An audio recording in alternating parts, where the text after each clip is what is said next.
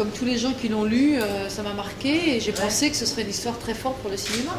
Comme moi je suis réalisatrice, je ne suis pas romancière, donc je me suis dit, voilà, si on pouvait porter à l'écran une histoire pareille et qu'on la réussissait, alors il y avait un défi terrible parce que quand un livre est très très fort, le risque c'est de faire un film moins fort.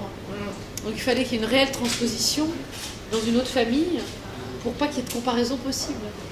Ben, j'ai eu envie parce que j'ai trouvé ça sublime et que j'ai trouvé que ça parlait de la liberté de nous tous. Alors c'est pas vraiment une dédicace, c'est plutôt un pont sur la réalité. On n'a pas dit « Ah, Mireille Jospin ». On a simplement fait apparaître son visage pour rappeler que c'était elle qui avait vécu tout ça. Que c'est pas nous qui avons inventé cette histoire. On voulait aussi quelque part lui rendre hommage parce que... Tout à fait. Oui, c'est ça. Si, comme dit Marthe souvent, s'il y a un beau rôle et une belle histoire, c'est avant tout la personne qui l'a initié qui est responsable. Alors après, on peut rater. Il y a des tas de livres adaptés qui sont ratés par des mauvais scénarios, des mises en scène qui n'ont pas été à la hauteur et puis une interprétation. Là, il se trouve que d'après ce qu'on ressent, ce qu'on écoute, tout le monde dit que tout a été fait pour que ce soit réussi. On a tout fait avec le scénariste pour que ce soit subtil, élégant, extrêmement suggéré et très pudique. Finalement, une histoire de tous les jours. Voilà, et après on a eu la chance avec nos deux actrices d'avoir un jeu comme ça. Parce qu'elles sont toutes les deux non seulement subtiles dans leur jeu, mais en plus, Marthe a un tempérament avec beaucoup de pudeur dans la vie. Donc ça lui correspondait finalement, cette histoire.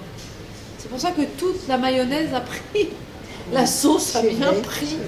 Il ne faut pas beaucoup de choses pour réussir un film et pas beaucoup de choses pour le rater. On est sur le fil. Et vous voyez, parfois, il y a quelque chose qui est poussé trop haut, trop bas, ou empêché, parce que souvent il y a des contraintes. Mais là, ça a été un effort de chaque instant pour que cette cohésion fonctionne. Alors c'est vrai que c'est presque moins difficile qu'une comédie, parce que dans la comédie, il y a l'exigence du rire tout le temps. Et si on ne rit pas, les gens trouvent que le film est plat. Alors que là, quand on annonce une comédie, c'est obligatoirement pour rire. Si on annonce un film qui est plus un drame ou une comédie dramatique, on ne s'attend pas à ça et du coup, finalement, il n'y a pas cette exigence absolue de la vis comica, quoi. Et finalement, j'ai trouvé ça bizarrement plus simple à faire, parce qu'on est dans un truc naturel, comme dit Marthe, une tranche de vie, quoi. Oui, c'est ça. Et on n'est pas obligé d'être efficace, hein. Vous l'êtes, hein. Non. Ben ouais, mais on n'a pas cherché l'efficacité. On a cherché la vérité. Non, c'est vrai. J'ai mis beaucoup de silence dans le film. Beaucoup de scènes sans dialogue. Ça, c'est violent pour quelqu'un qui vient de la comédie. Il a fallu que je me fasse violence. Parce que sinon, je me disais, mais ils vont tous s'ennuyer, il ne se passe rien. C'est vrai qu'en lisant le scénario, j'arrivais, par exemple, à un certain moment, il y avait une phrase ou deux comme ça, et je disais, ah moi j'aurais fait ça comme ça, effectivement. Elle a raison. Et je me retrouvais dans le personnage. C'est identifié complètement, Marc. Oui, complètement. Tout de suite. Et c'est vrai que quand j'ai lu le scénario, j'avais pas encore la réponse, je savais pas que j'allais être choisie, et je me disais, c'est moi qui dois faire ça, parce que je le sens, c'est ça. Enfin, je pense comme elle. Et puis voilà, quand elle m'a dit, c'est vous qui le faites, je suis rentrée dans le personnage. Bon, on travaille toujours, bien sûr, mais je ne me posais pas de questions. Je ne disais pas, par exemple, tiens, là, demain, il y a cette scène, comment je vais l'aborder, tout ça, non. Je suis une instinctive, beaucoup plus que d'aller me chercher dans Mais la naturellement, tête. tu disais aussi que dans la vie de tous les jours, on accumule des histoires que les gens vous racontent. Et ça rentre dans l'inconscient. On ne se rend pas compte. Et se rend pas compte. C'est comme une éponge. Ouais. Si vous voulez, moi, je me sens souvent comme une éponge. J'y pense pas sur le moment. Mais on voit des gens malades, on voit des gens faire les imbéciles, on rit. Et tout ça, on le prend. Et puis un beau jour, on peut le présenter dans un film. Donc ça ressort automatiquement sans qu'on se rende compte. Ah oui. C'est la créativité qui se met On a travaillé quand qui même. se met dans hein. un... Non, mais Marthe est très rigoureuse sur le texte, très rigoureuse sur ses places aussi. Elle est très précise, elle se place bien par rapport à la caméra. Et du coup, ça, c'est du travail, vraiment, parce qu'on l'a eu tous les jours, pratiquement pendant 45 jours, hein, avec un été chaud, juillet 2014. C'est très très très très chaud. J'ai fini comme ça. Alors elle qui est jamais fatiguée, on a quand même réussi à la fatiguer le dernier jour du tournage. Alors que nous on était juste par terre au milieu. Elle le dernier jour elle a dit quand même je suis contente que ça s'arrête. Alors que avant pas de problème. Elle a fait un très bon casting. Voilà, je tiens à le dire. Non, je tiens à le dire parce que tous les rôles, même ceux qui sont pas en évidence, enfin pas en premier plan, c'est pile les personnages. Et ça, c'est très important, parce qu'on s'est tous trouvés dans le même globe. Voilà, on était tous pareils, on se sentait bien, chacun dans son rôle. Qu'il soit très important, qu'il soit moins important, il n'y a eu aucun problème. On était contents de jouer là-dedans. Parce qu'en fait, la loi ne favorise pas le suicide. Eh ben, c'est une loi juste qui libère.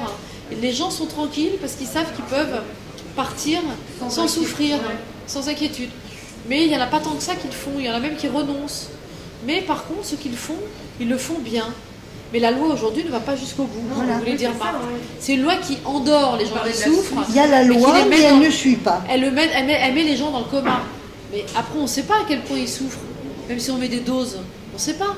Non, là, c'est une loi qui permet d'aller jusqu'au bout, entouré de sa famille, dans le lieu de son choix, et au moment où on veut. Enfin, ça me paraît aberrant qu'on organise de donner la mort aux animaux vieux et malades, pour pas qu'ils souffrent. On est les premiers à aimer nos bêtes, et on les emmène, on leur fait 2 piqûres, une première on les endort, voilà, parce qu'on est attaché à nos animaux, et on ne peut pas le faire avec les hommes. C'est fascinant. Alors que les gens le veulent pour leur propre corps, ce que dit Marthe. Posséder son propre corps, c'est la seule chose qui nous appartient vraiment. Moi, je dis que c'est notre corps qui nous appartient. C'est peut-être la seule chose qui est vraiment à chaque personne. Une maison, on peut la partager, alors laissez-nous une voiture. tranquille. Mais on n'assimile pas l'épuisement à une maladie. Mais c'est une maladie. Quand on ne peut plus rien faire, quand on ne peut plus marcher, ce qui était son cas. Mais il y a beaucoup de personnes, justement, quand on fait les débats, enfin il y en a pas mal, qui nous disent, moi j'ai ma maman, comme ça, elle est encore à la maison. Qui nous demandent. Donc c'est bien. Elle n'est pas dans un hôpital, elle n'est pas dans une maison de retraite. Mais la maman dit, tous les matins, mais qu'est-ce que je fais là? J'ai envie de partir, j'en ai marre. On le sait, ça. Alors. Et surtout que, dans le cas de Mireille Jospin, effectivement, on ne sait pas tout, mais elle ne pouvait pas faire 3 mètres sans s'asseoir, elle avait des douleurs sans arrêt. On n'a pas trop appuyé là-dessus. Oui, elle ne pouvait plus conduire, elle ne pouvait plus faire ci, elle ne pouvait plus faire... Du reste, le démarrage dans la voiture, en fait, c'est quand elle est... Oui, on a quand même essayé d'être clair. C'est pas pour rien qu'elle fait ça. Et puis on a surtout essayé avec ce plan, de montrer, certes elle n'est pas malade, mais il y a quand même quelque chose qui assimile la fatigue à la renonciation, donc à la maladie. Et surtout le stade d'après, elle allait tomber malade, parce qu'elle avait des prémices, des choses dont on ne connaît pas les détails. Et elle s'est dit, une fois que je serai malade, je n'aurai plus le courage. Et comme elle savait que personne ne le fera à sa place, elle a préféré le faire elle-même. Comme dit Marthe, elle aurait eu quoi? Allez, 3 mois, 6 mois, mais peut-être pas 1 an en plus. À quoi faire? À souffrir. Alors là, il y a un vrai débat par rapport à ceux qui refusent dans les salles. C'est que les gens disent, et moi je suis assez d'accord avec ça, il y a le principe de refuser, mais il y a aussi le principe de refuser la date. Parce que c'est vrai que, alors, ça c'est les gènes. Quand quelqu'un, ça les gêne. Mais c'est, alors, de fait, quand quelqu'un est très malade et qu'il va en Suisse, il est obligé de prendre une date, parce que c'est une question d'organisation. Il y a des médecins, il y a un lieu, etc. Là, elle aurait pu ne pas donner la date. D'ailleurs, elle l'a regretté parce qu'elle est revenue en arrière. Elle a dit, je n'aurais pas dû vous associer d'aussi près. Mais elle a prévu cette date parce que bizarrement, ça fait rire tout le monde, mais c'est juste la vérité. Elle savait que tout le monde serait là. Elle savait qu'il n'y en a pas un qui serait à l'autre bout du monde, l'autre qui serait pris par un congrès, etc. Du reste, elle dit au petit, remets ton voyage. Voilà, c'est le seul qui lui avait prévu un voyage, dont personne n'est au courant d'ailleurs, parce que les parents ne savent même pas qu'il part. C'est une espèce de caprice d'ado. Mais les adultes, ils sont là. Il se trouve que c'est une période où ils sont là. Bon, elle a choisi cette date pensant bien faire, elle a regretté. La date est violente. Il y a des gens qui l'ont fait sans date, comme l'année dernière, en décembre, les amoureux du Lutetia. C'est 2 personnes âgées, 86 et 90. Ils se sont donné la mort au Lutetia, dans un hôtel, pas chez eux, en avalant des médicaments. Ils sont endormis les 2 sur un lit, avec une lettre qu'ils ont écrite au procureur de la République. ils avaient prévenu dans le principe leur fils qu'ils allaient faire ça un jour, ils n'ont pas dit quand, ce qui fait qu'il a été à moitié surpris. Mais ils savaient que les deux parents ne... Ça allait arriver. Il y avait des photos d'eux dans Libération ou dans je ne sais plus quel journal à 20 ans, mais sublimes, les photos qu'on voit après la guerre, des C'était vraiment voilà, c'était vraiment un couple là. Heureux, ils voulaient partir ensemble. Moi je trouve que cette idée est super romantique et super belle. On part ensemble, on a vécu ensemble, on a vécu heureux, on peut plus vivre bien. On est d'accord. On s'en va et puis c'est tout. De toute façon c'est l'existence qui est comme ça. Si on pouvait, les gens qui disent dans les salles, il y en a très peu, hein, mais ceux qui disent, moi j'aurais voulu que ça se finisse bien. Ben moi je leur réponds, mais moi aussi j'aurais aimé que la vie se finisse bien. On n'a pas Moi je suis la première à me dire, finalement il y a une nouvelle géniale au journal de 20h à TF1, finalement on meurt pas. Ça c'est pas mal ça comme truc. Sauf que ça on sait très bien que ça n'arrivera jamais. C'est tout. Le titre c'est Noël qui l'a donné. Oui. Dans la tête de Noël c'est une dernière leçon d'apprentissage de vie. Parce que la maman apprend, en l'occurrence, le père de Noël était éducateur. Puis c'est des militants, donc ils ont un côté très... on apprend à lire aux enfants, on apprend à bien se tenir, ils sont très bien élevés, c'est la bonne éducation, etc. Et puis la dernière leçon, c'est d'aborder le deuil autrement, d'apprendre le deuil avant la mort. Et c'était ça pour elle la dernière leçon. On a gardé le titre parce que le livre est connu, donc voilà, c'est fidèle au livre. On aurait pu l'appeler Merci maman, ou maman, le sourire de maman. Non, et puis ce qu'on dit tout le temps, nous, c'est que on pense que ce film, c'est un hymne à la vie. Voilà. Et surtout pas à la tristesse.